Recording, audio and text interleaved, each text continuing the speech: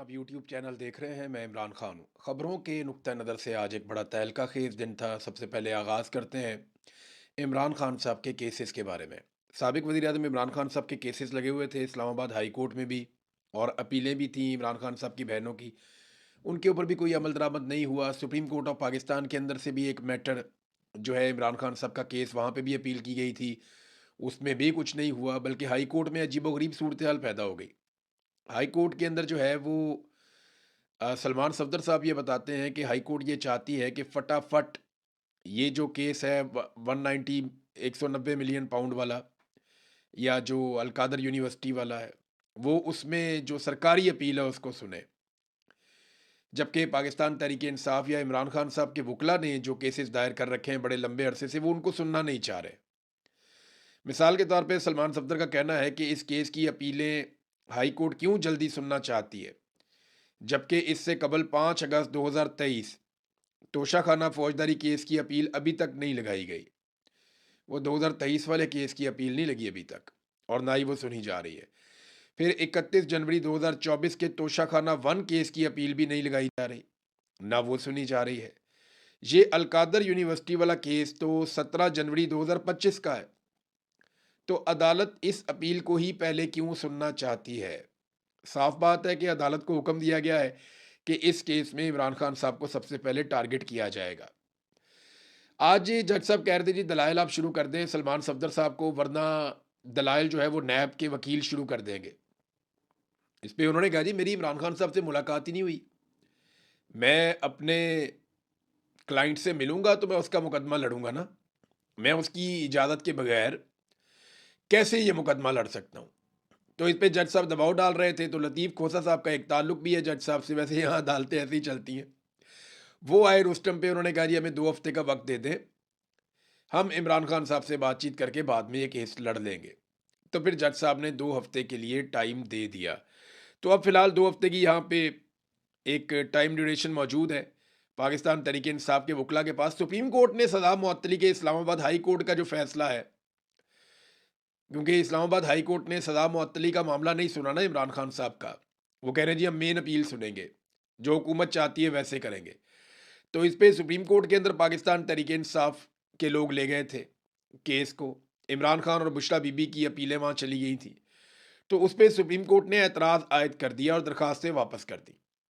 एतराज़ ये आयद किया गया कि नैब कवानीन में तरमीम के बाद ये जो मरकज़ी अपील समेत जो सज़ा मुअत्तली का मामला है, ये वफाकी आइनी अदालत सुन सकती है, लिहाजा अब आप इस मामले को आइनी अदालत में ले जाएं। सलमान सफदर इस फैसले पर यह कहते हैं कि जमानत का मामला सुप्रीम कोर्ट सुन सकती है। तो जनाब रजिस्ट्रार ऑफिस के एतराज़ात के खिलाफ वो कह रहे हैं जी हम चैम्बर में अपील दायर करेंगे। लेकिन आप देखें ना निज़ाम कैसे काम करे, वो कह रहे हैं आइनी अदालत में ले जाओ। अब आइनी अदालत वो है जो गैर आइनी एक तरमीम जो की गई आइन के अंदर, जिसमें आइन का हुलिया बिगाड़ दिया गया, उसके नतीजे में एक मिलिट्री एस्टेब्लिशमेंट ने अपनी मर्जी की अदालत बनाई थी, आइनी अदालत।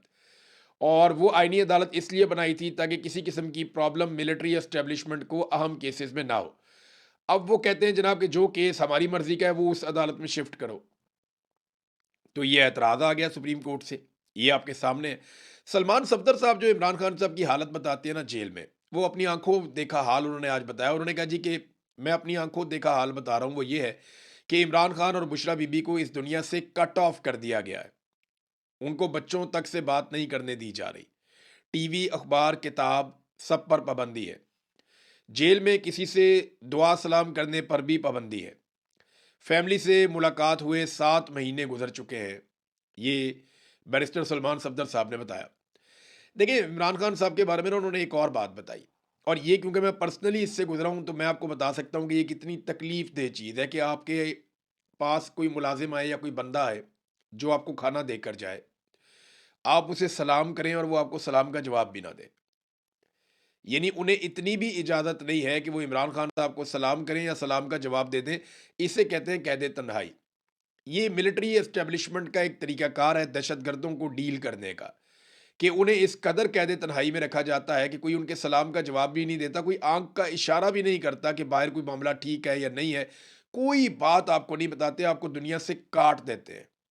ये जो टाइम ड्यूरेशन है ये सबसे सख्त होता है। यानी मैं आपको ज़ाती तौर पे एक तजुर्बा बताता हूँ, मैं कमज़ोर आदमी हूँ, लेकिन मैं ये मुतालबा करता था कि यार मुझे टॉर्चर करने के लिए आओ, मेरे साथ बात तो करो। कोई आओ तशद्दुद करने आओ, मार-कुटाई करने के लिए आओ, लेकिन बात तो करो। कोई मेरे साथ बात करे, कोई मुझे सलाम करे, मेरा नाम ले, मेरे से बात करे, मेरे सलाम का जवाब ही दे दे। तो ये बड़ी सख्त ज़हनी अज़ियत होती है, जिस अज़ियत में इस वक़्त इमरान खान साहब को डाला हुआ है, और ये उनके वकील ने कन्फ़र्म किया कि इमरान खान साहब ने उन्हें ये बात बताई है। अब खान साहब की बहनें अलीमा खानम और बाकी बहनें, ये भी इमरान खान साहब के मुकदमात के लिए पहुँची थीं अदालत में। तो उन्होंने वहाँ पे कहा कि मैं वकला से पूछती हूँ कि आज जब आप इन जजेस से मिन्नतें कर रहे थे, ये जानते हुए कि उन्होंने इंसाफ नहीं देना, तो बताएँ कि तुम्हारे कानून और इंसाफ का तहफ़्फ़ुज़ कहाँ गया? सारी बार्स कहाँ गई? लाखों वकला कहाँ गए? जिनके इलेक्शन इतने जज़्बे के साथ होते हैं, वो सारे जज़्बे कहाँ गए? यानी इमरान खान के नाम पे बेशुमार वोट तो वकला भी लेते हैं ना। वकला बताएँ आपका क्या किरदार है? अब नहीं तो कब आप पाकिस्तान में इंसाफ के लिए खड़े होने वाले हैं? हमें सीधा कहा जा रहा है कि अगर इंसाफ लेना है तो एजेंसी के लोगों से बात करो। ये कौन-सा तरीक़ाकार है? फिर अलीमा खानम ने कहा कि कोई डील शील नहीं हो रही इमरान खान के बारे में। इनकी जुर्रत नहीं है कि इमरान खान से बात कर सके। इमरान खान से किसी की भी मुलाकात नहीं हुई है। एजेंसियों के डिसइन्फॉर्मेशन सेल्स फेक खबरें फैला रहे हैं। इमरान खान जितने बड़े कद के आदमी के सामने ये छोटे-छोटे लोग बैठकर बात नहीं कर सकते। देखिए, ये एक बहन है, वो जज़्बाती भी हैं, वो गुस्से में भी हैं, लेकिन जिन सहाफ़ियों ने ये खबर दी, वो अभी तक इस बात पे कायम है, बल्कि रज़ी ताहिर साहब गिरफ़्तार ही इसलिए हैं कि उन्होंने ये खबर कैसे दी और उनका सोर्स कौन था, जिसने उन्हें बताया कि जनरल अशफ़ाक़ परवेज़ कियानी की इमरान खान साहब से मुलाकात हुई है। वो रिटायर आर्मी चीफ़ हैं, तो उनको तो गिरफ़्तार ही इसलिए किया गया कि अपना सोर्स बताओ, हमें बताओ क्या हुआ। तो मेरे ख़्याल में तसल्ली हो जाएगी एजेंसियों की, तो रज़ी ताहिर साहब भी बाहर आ जाएँगे, उनके साथ सख्त ज़्यादती हो रही है। एक सहाफ़ी का काम खबर देना है, मुकदमात भुगतना तो नहीं है। आप उनकी खबर के ऊपर बात कर सकते हैं, आप ये तो नहीं कर सकते पकड़ के आप उन्हें अंदर डाल दें और फिर आप उनसे पूछें जनाब ये बताओ, वो बताओ। ये मुल्क चल रहा है, कोई बनाना रिपब्लिक तो नहीं है। ये मुल्क चल रहा है, इसमें इदारे इस तरीके से काम करेंगे तो फिर मुल्क 1 इंच भी आगे नहीं बढ़ेगा। फिर अलीमा खानम से सवाल किया गया कि आप मुज़ाकरात की राह में कोई रुकावट है? उन्होंने कहा जी कौन से मुज़ाकरात? मुझे गिरफ्तार करना है तो कर ले, लेकिन याद रखें इमरान खान डील कर चुका है। इमरान खान ने डील अल्लाह ताला से कर ली है। जो बंदा अल्लाह ताला से माँगता है, वो इन यज़ीदों से क्या माँगेगा? देखिए, इमरान खान साहब की डील वाला मामला तो उस दिन हम भी बात कर रहे थे, शहजाद अकबर साहब, साबिर शाकिर साहब और बहुत सारे लोगों से हमारा राब्ता होता है जो बहुत करीब हमेशा इमरान खान साहब के रहे। इमरान खान डील इस तरह नहीं करेगा जैसे ये सोच रहे हैं ना। इमरान खान जो बातचीत करने का कहता है, वो मिलिट्री एस्टेब्लिशमेंट को मौका देना चाहता है कि भई निकलो इसमें से तुम। हमें हमारा मुल्क चलाने दो, हम जाने पाकिस्तान जाने, तुम निकलो इसमें से, पाकिस्तान में फ्री एंड फेयर इलेक्शन दो और ये जो गंद का टोकरा तुमने उठाया हुआ है, इसको उतारो नीचे। ये नवाज शरीफ की और जरदारी की सियासी लाशों को कब तक लेकर तुम बदबूदार लाशों को घसीटते रहोगे? ये तो इमरान खान रास्ता दे सकता है। लेकिन अगर कोई वो कहते हैं डील कर दे इमरान खान के जनाब, बिल्कुल ही चुप कर जाए और मिलिट्री एस्टेब्लिशमेंट की छतरी के नीचे आ जाए और इमरान खान कहे जनाब मुझे भी आप इसी तरह इक़्तिदार दे दें जैसे आपने शहबाज शरीफ को अर्दली बना के इक़्तिदार दिया है, तो वो मामला तो नहीं होना। वो सारी कौम ही जानती है कि इस दफ़ा इनकी जो लड़ाई है वो गलत आदमी के साथ है, इनको टक्कर का आदमी मिला है। इमरान खान मुख्तलिफ आदमी। अच्छा, एक जो इमरान खान साहब की बहन की मुलाकात वाला मामला है, उस पे अलीमा खानम ने आज कन्फर्मेशन दी है। लेकिन वो एक ड्रामा ही है, जैसे कि मैंने आपको पहले कहा था कि एक ड्रामा किया जा रहा है। अब अलीमा खानम ने उसकी तस्दीक की, उन्होंने कहा जी मोहसिन नकवी तैयार है कि नौरीन न्याज़ी को मुलाकात के लिए भेजे और इनका इरादा ये है कि जब हमारी बहन अंदर जाएगी, तो ये कोई ना कोई 2 बातें तो बाहर आके इमरान खान की हमें बताएँगी और जैसे ही ये बातें करेंगी तो उन्होंने एक मंसूबा बनाया हुआ है। एक तो वो हमारी बहन के साथ ये किसी और अपने आदमी को अंदर भेजेंगे, जो इमरान खान साहब के साथ बातचीत करेगा और ये चाह रहे हैं कि मौके का फ़ायदा उठाएँ और दूसरा फिर ये लंबे अरसे के लिए कम से कम 6 महीने के लिए दोबारा इमरान खान साहब को कैद-ए-तन्हाई में डाल देंगे। ये सिर्फ़ सहूलतकारी हो रही है। इस बात का बहाना बनाकर के आपने बाहर आकर इमरान खान की बात बताई है या बात की है। अगले 6 महीने के लिए मुलाकात बंद कर देंगे और हम ये कबूल नहीं करेंगे। हम तंग आ गए हैं इस ट्रक की बत्ती से। हम 4 साल से अदालतों में आ रहे हैं और कादी फ़ायज़ ईसा के बारे में उन्होंने कहा कि उन्होंने कन्फ़र्म कर दिया कि ये वही करते हैं, जो इनको पीछे से ऑर्डर आता है। अच्छा, अब उन्होंने कहा जी हमें इंसाफ़ की उम्मीद भी नहीं है। कादी फ़ायज़ ईसा वाला मैं चेक करवा रहा हूँ कि उसने इंटरव्यू कहाँ दिया और क्या किया, मुझे और भी कुछ लोग बता रहे थे। लेकिन कुछ सोर्सेज़ ये कह रहे हैं कि वो जाली है, कुछ कह रहे हैं जी पता नहीं सही है। उसको चेक करवाया मैंने अपनी टीम से, कहा इसके पीछे पहुँचो देखो कि ये कोई इंटरव्यू के अंदर हकीकत है या नहीं है, क्योंकि मैंने तो इसको उस तरह से नहीं सुना। काज़ी फ़ायद ईसा को सुनने को दिल ही नहीं करता है, ऐसी कराहत आती है उसकी आवाज़ से, उसकी शख्सियत से। पाकिस्तान का बेड़ा गर्क कर दिया, नाइंसाफ़ी का इसने बाज़ार गर्म किया पाकिस्तान के अंदर। नफ़रत का जो बीज पाकिस्तान में बोया गया है ना, उसमें जो मेन आदमी है वो काज़ी फ़ायद ईसा उनमें से एक है। एक तो आसिम मुनीर साहब हैं जिन्होंने पाकिस्तान की फ़ौज और अवाम के बीच में बेशुमार दूरियां पैदा कर दी हैं। एक सिकंदर सुल्तान राजा साहब हैं जिन्होंने पाकिस्तान की अवाम का पूरा मैंडेट चोरी करने में सहूलतकारी की है। और एक जो है कादी फ़ायद ईसा है जिसने इस सारी बर्बादी के अंदर सबसे बड़ा किरदार अदा किया है। तो जनाब कादी फ़ायद ईसा के बारे में लोग बहुत सारी बातें कर रहे हैं। नेक्स्ट वीलॉग में पता चलेगा कि अगर ऐसा हुआ तो क्यों हुआ और क्या हुआ। पाकिस्तान तहरीक इंसाफ से नाजरीन बल्ले का निशान भी वापस ले लिया गया।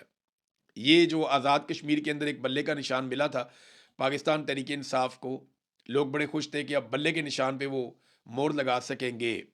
तो मैंने आपको तब भी कहा था कि अभी बहुत कुछ एस्टेब्लिशमेंट के हाथ में है, ये कभी भी हुकूमत नहीं देंगे आज़ाद कश्मीर की पाकिस्तान तहरीक इंसाफ को या इमरान खान को। हाँ, ये हो सकता है कि अगर तहरीक इंसाफ तमाम उन लोगों को टिकट जारी कर दे जो पाकिस्तान की मिलिट्री एस्टेब्लिशमेंट या सेक्टर कमांडर से कम अप्रूवल लेकर आए हों कि जनाब सेक्टर कमांडर साहब ने कह दिया आप हमें टिकट दे दें पाकिस्तान तहरीक इंसाफ का।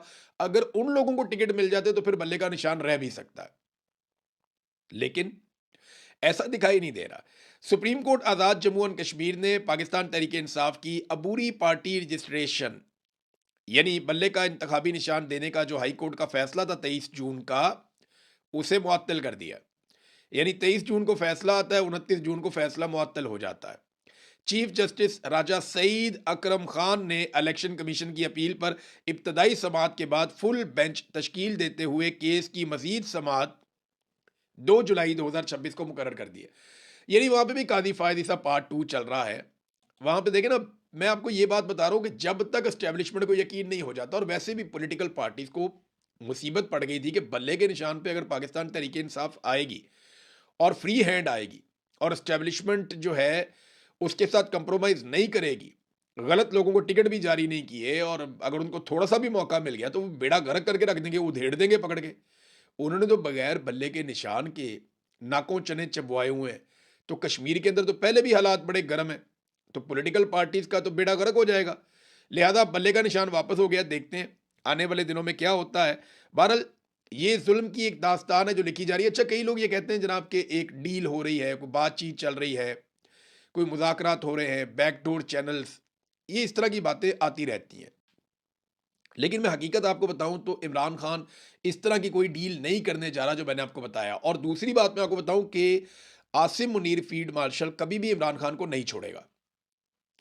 इमरान खान साहब अगर डील नहीं कर रहे हैं तो आसिम मुनीर साहब इमरान खान साहब को नहीं छोड़ रहे हैं, ये बात आप लिख कर रख लें। उसकी वजह यह है कि आसिम मुनीर साहब की एक तरह से मौत वाक़ई हो जाएगी अगर इमरान खान साहब इस तरह बाहर आ जाते हैं तो, बगैर डील के। तो वो ये कभी भी अफोर्ड नहीं कर सकते। सारा कुछ ये किया किराया बर्बाद हो जाएगा, ये इस्तेस्ना एक्सटेंशन सारा कुछ बढ़ जाएगा, कोई चीज़ किसी काम की नहीं रहेगी। लिहाजा उन्होंने हर हाल में इमरान खान साहब को जेल के अंदर रखना है, उन्हें बाहर नहीं आने देना इमरान खान साहब को। अच्छा, 3 चीज़ें हैं जिनमें से 2 चीज़ें जब भी इकट्ठी होंगी इमरान खान साहब जेल से बाहर आ जाएंगे। 3 किस्म के दबाव पाकिस्तान की मिलिट्री एस्टेब्लिशमेंट पे होंगे तो इमरान खान साहब जेल से बाहर आ जाएंगे। बगैर दबाव के आसिम मुनीर साहब इमरान खान साहब को नहीं छोड़ने वाले। ये कौन से दबाव है? नंबर 1 मुआशी दबाव, नंबर 2 अवामी दबाव, नंबर 3 बैरूनी दबाव। तो माशी दबाव तो लगातार पाकिस्तान की मिलिट्री एस्टेब्लिशमेंट के ऊपर है। ये डंडा तो रोजाना इनके सर पे पड़ता है। ना सरमायाकारी है, ना मईशत चल रही है, गुर्बत बढ़ रही है, बेरोजगारी बढ़ रही है, महंगाई बढ़ रही है, आम आदमी के हालात बुरे से बुरे होते चले जा रहे हैं, कर्जों के अंबार लग गए हैं। तो ये जो मईशत की तबाही का जो सहरा है वो तो एस्टेब्लिशमेंट के सर के ऊपर बंधा हुआ है। अब बाकी 2 फैक्टर्स हैं, उन दोनों में से जब कोई एक आ गया तो आसिम मुनीर साहब को इमरान खान साहब को आज़ाद करना पड़ जाएगा। वो 2 फैक्टर कौन से हैं? नंबर 1 अवामी दबाव, नंबर 2 बैरूनी दबाव। बैरूनी दबाव नहीं आ रहा आपके सामने क्योंकि डोनाल्ड ट्रंप की आशीर्वाद है आसिम मुनीर साहब के साथ। और अंदरूनी अवामी दबाव वो इसलिए इकट्ठा नहीं हो पा रहा कि पाकिस्तान तहरीक इंसाफ कोई अच्छी हिकमत अमली अवाम को नहीं दे पा रही। इमरान खान साहब की बहनों ने कहा कि पार्टी अपना फैसला करे, हम अपना फैसला करेंगे। और अब बहुत मुमकिन है, उनके तेवर ऐसे दिखाई दे रहे हैं कि शायद इमरान खान साहब की फैमिली कोई बड़ी कॉल दे और उसके ऊपर लोगों को इकट्ठा करके इमरान खान साहब की रिहाई के लिए तहरीक चलाए, या एक नया रोला पाकिस्तान के अंदर पड़ जाए। बहरहाल इसके बगैर आसिम मुनीर साहब इमरान खान साहब को नहीं छोड़ते, ये बात आप मेरी लिख कर रख ले, मैंने आपको एक मरतबा नहीं कई मरतबा कहा। नाजरीन, आज़ाद कश्मीर के क्योंकि बल्ले के निशान की बात हो रही थी, तो आज़ाद कश्मीर में एहतजाज भी चल रहा है और आफरीन है आज़ाद कश्मीर के लोगों को, ख़ास तौर पे उन ख़वातीन को, हमारी बहनों को, जो इतने सारे लोगों को रोज़ाना खाना खिलाती हैं। ये छोटी बात नहीं है। हज़ारों लोग धरनों में बैठे हुए हैं, जगह-जगह पे बैठे हुए हैं। पूरा आज़ाद कश्मीर बंद है। इन्होंने कुछ लोगों को उठाया, उठाकर उनसे कहा कि जनाब ऐलान करो, कल तुम बाज़ारों को खोलोगे। वो बेचारों ने ऐलान किया, फिर नहीं खोले बाज़ार। तो लोग बात मानते ही नहीं है सरकार की। वहाँ पे जो मिलिट्री रिजीम है, उनकी लोग बात मान ही नहीं रहे। बहुत कोशिश कर दी मिलिट्री एस्टेब्लिशमेंट ने, वो एक बड़ा क्रैकडाउन करना चाहते हैं, लेकिन वो कामयाब नहीं हो रहे और लगभग अब तो 1 महीना होने वाला है। यानी आप देख लें 20 दिन से ज़्यादा हो गए हैं। आज़ाद कश्मीर अमली तौर पे बंद है, 20-22 दिन हो गए हैं और वहाँ पे कोई कारोबारी ज़िंदगी नहीं चल रहा। अब अपोज़िशन के लोग उन्होंने कोशिश की कि जाएँगे, जाके वो मिलें आज़ाद कश्मीर के लोगों को, उनसे बातचीत करें, ताकि मसले को कोई हल करें, धरने ख़त्म हो जाएँ, कि उनके जायज़ मुतालबात मनवाए जाएँ। तो इसके लिए एक वफ़द यहाँ से रवाना हुआ, इसमें तहरीक तहफ़्फ़ुज़ आईन पाकिस्तान के लोग, पाकिस्तान तहरीक इंसाफ के लोग, शाहिद खकान अब्बासी, अल्लामा राजा नासिर अब्बास साहब, महमूद अचकज़ई साहब, मुस्तफ़ा नवाज़ खोखर साहब, ये सब लोग वहाँ पे जा रहे थे कि जाके उनसे मुज़ाकरात करें, बातचीत करें लोगों से और मामले को हल करने की कोशिश करें। तो जनाब हुआ क्या? हुआ ये कि ये लोग जब निकले और आज़ाद कश्मीर की तरफ जा रहे थे, तो रास्ते में सहाला चकिया के मुकाम पर इस वफ़द को रोक लिया गया, पुलिस ने रोक लिया। उन्होंने कहा जी हमने आगे नहीं जाने देना। इन्होंने कहा जी आगे क्यों नहीं जाने देना? हम तो बातचीत करने जा रहे हैं।